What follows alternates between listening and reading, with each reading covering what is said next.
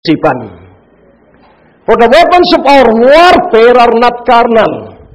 So ating pansinin po, dito ay may tinutukoy na digmaan. May tinutukoy ditong labanan.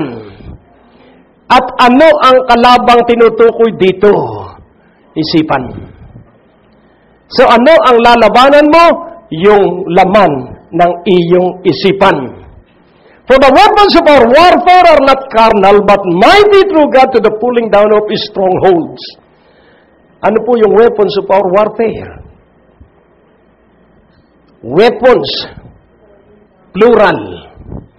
For the weapons of our warfare are not carnal, but mighty through God to the pulling down of strongholds. Verse 5. Casting down imaginations and every high thing that exalted itself against the knowledge of God, and bringing into captivity every thought to the obedience of Christ.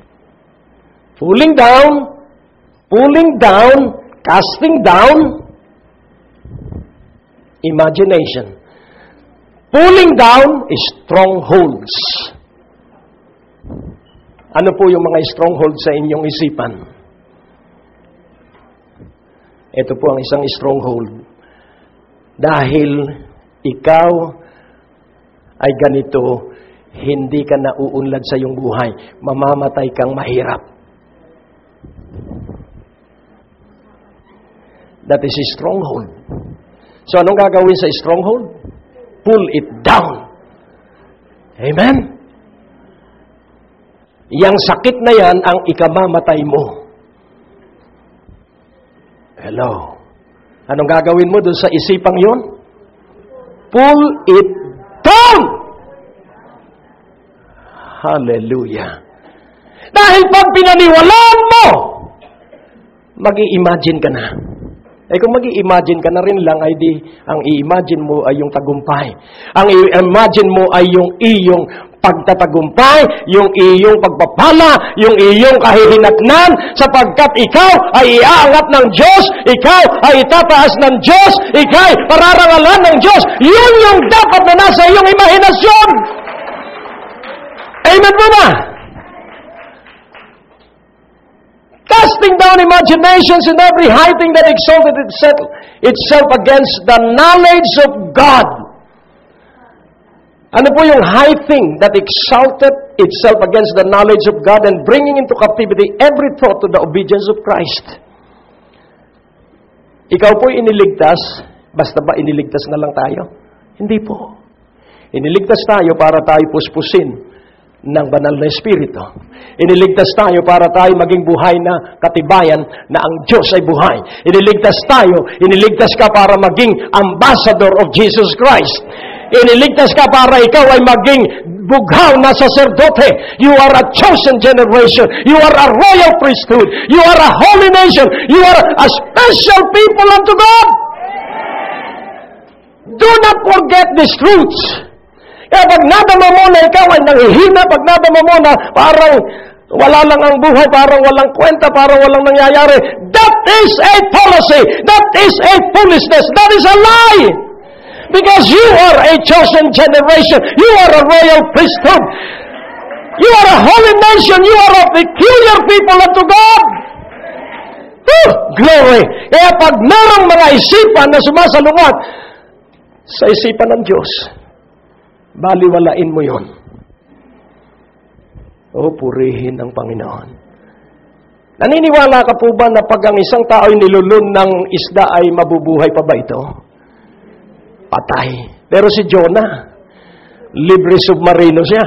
Iniluwa siya ng balyena, ng malaking isda, hindi balyena, ng malaking isda. Saan siya dinala? Sa Nineveh. Saan siya pumunta? Sa luwat, papuntang Tarsis. Ano ang Tarsis kung sa ating bansa? Boracay yun. So, pansinin po natin, inuutusan siyang mangaral. Siya nagpapahinga sa Tarsis.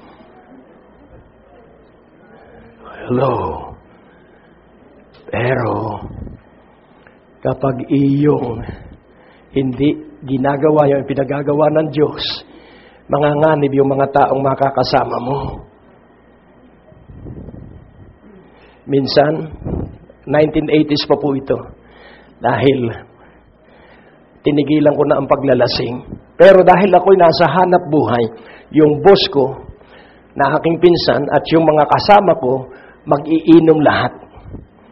Kaya pag alas 5 na, pupunta na kami sa club. At sabi ko, ako na may anak ng Diyos, protektado ako. Pero pag nasa teritoryo ka ng demonyo, may labanan doon. At ako pumunta ng CR dahil siyempre po nagkakatuwaan. Pumunta ako ng CR, gugulpihin ako ng mga tao. At ang sabi nung isa, napakayabang mo, sabi nung kasama ko. Sabi ko, bakit? Anong atraso ko sa inyo? Hindi naman po ako naglalasing, umiinom lang ako ng konti. Pero sabi niya, ang sabi mo rin sa kasama ko, bulok ang kanyang sapatos. Sabi ko, hindi ko nakita yung sapatos niya. Talagang ang diablo gumagawa ng paraan para gumawa ng away. Eh, salamat at ako'y born again na nasa club nga lang ako. Na hindi dapat. Kaya mula na nang sabi ko, Lord, hindi na ako papasok sa mga painuman. At minsan naman, nasa spa ako. So, kailangan ng katawan ang medyo masahe. Mga talagang mahuhusay na masahista yan. Eh, nawala yung sinsing ko. Ang sabi ko, Lord, lagi pong ang susi ng panalangin ay pagtatanong, bakit po wala ang iyong proteksyon?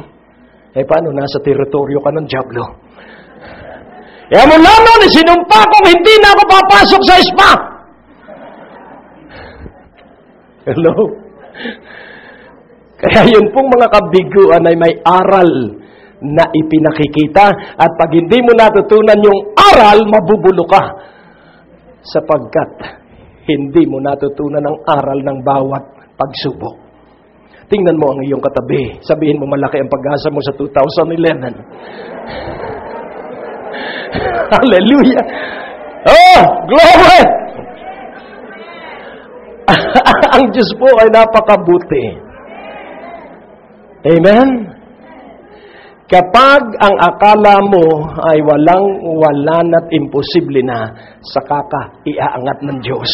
Kailan ka iaangat ng Diyos kapag ikaw ay nasa imposible ng kalagayan sapagkat doon mo lamang makikilala ang Diyos pag imposible na yung iyong sitwasyon sapagkat hanggat kaya mo, hindi mo lubusang pagtitiwalaan ang Diyos. Kaya mo kakayanin mo yun. Pero nais kong ipaunawa sa inyo, magpakalakas ka ay sa Diyos. Magsanay ka ng buhay na relasyon sa Diyos.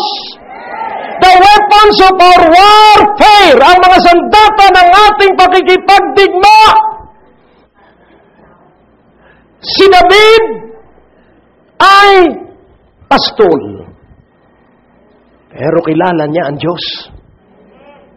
Ulitin ko po, si David ay pastol, pero kilala niya ang Diyos.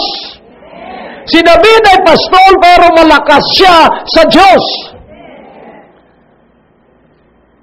At isang araw, nagdala siya ng paborito ng kanyang mga kuya na sundalo ng hukbo ng Israel.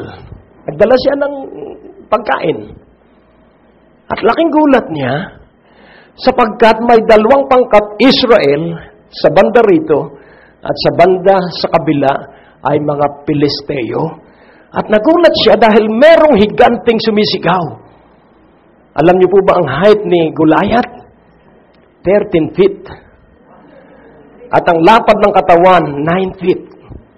Sipisipin mo po yun. At naroon si Goliath at naghahanap ng away. Ang sino mang makagapi sa akin, magiging alipin ninyo kami. Eh, sino naman ang lalaban doon sa higante? Eh, mismong si Haring Saul na malaki na, eh, nagtatago din. Eh, si David na maliit, dumating. Dahil siya po ay may sandatang hindi pantao. The weapons of our warfare are not carnal. Yun pong sandata niya, naririto. Amen po ba? Ang kanyang isipan ay positibo. Pulling down his strongholds. Casting down imagination. And setting into captivity high thoughts that oppose the Word of God. Dahil kilala niya ang Diyos, alam niya ang Israel ay hinirang na bayan, at alam niya na ang hukbo ng Israel ang pinakadakilang hukbo sa ibabaw ng lupa. At ang kadakilaan ng hukbo ng Israel sapagkat sinasamahan sila ng Diyos. Yun po ang ating lamang. Sinasamahan tayo ng Diyos. Sabihin mo sa iyong katabi, yun ang ating lamang. Sinasamahan ka ng Diyos. Sinasamahan ako ng Diyos. Sinasamahan tayo ng Diyos. Oh, glory! Kaya ang sabi ni David, sino ba ito? Sino ba itong supot na ito? Who is this uncircumcised Gentile? Inaaglahi niya ang ating Diyos. Inaaglahi niya ang ating hukbo. Ang hukbo ng Israel ay hukbo ng Diyos. Kaya sabi niya, duelo tayo. Eh napakaliit ni David. 13-footer. Hello. Ako po 5'8 lang. 13-footer. Si David maliit lang. Ang sabi ni David, sige, laban tayo. Talo ka ngayon pa lamang, talo ka. At pumili siya ng 5 maliliit na bato. Hindi basta bato, maliliit na bato. At yung bawat bato'y pinangalanan niya. Hindi niyo po ba alam, sang-ayon sa tradisyon, 5 yung higante, may 4 pa sa likuran ni Goliath. Yun po ang tradisyon. Eh, tingnan mo po, bakit siya kukuha ng 5 bato? Kung hindi 5 ang kanyang kaaway. Matalino po si David. Siya nakikinig sa Diyos, kaya kumuha siya ng 5 dahil alam niya, sang-ayon sa tradisyon at kasaysayan, baka nakaupo yung 4. Hello? At nung mapatay si Goliath, tumayo siguro yung 4 at lulusubin si David, pero lahat ng batong yun ay tumama doon sa iba pang higante. Patay lahat. Hello? At bakit siya matapang? Dahil siya po ang minimithi niya Diyos. Amen. Siya po ang hinahanap niya Diyos. Siya po ang hinahangaan niya ay ang Diyos.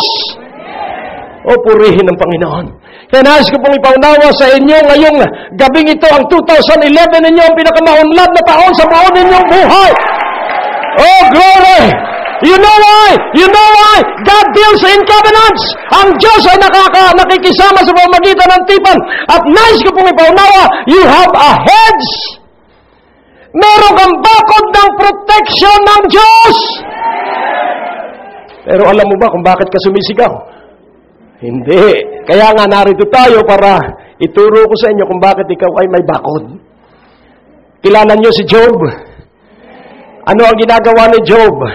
Araw-araw nag-aalay siya ng haing susunugin.